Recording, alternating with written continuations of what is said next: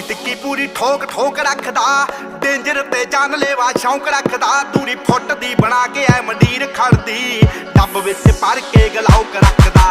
ਟਿੱਕੀ ਟਿੱਕੀ ਪੂਰੀ ਠੋਕ ਠੋਕ ਰੱਖਦਾ, ਡੇਂਜਰ ਤੇ ਜਾਨਲੇਵਾ ਸ਼ੌਂਕ ਰੱਖਦਾ। ਦੂਰੀ ਫੁੱਟ ਦੀ ਬਣਾ ਕੇ ਐ ਮੰਡੀਰ ਖੜਦੀ, ਡੱਬ ਵਿੱਚ ਭਰ ਕੇ ਗਲਾਉਕ ਰੱਖਦਾ।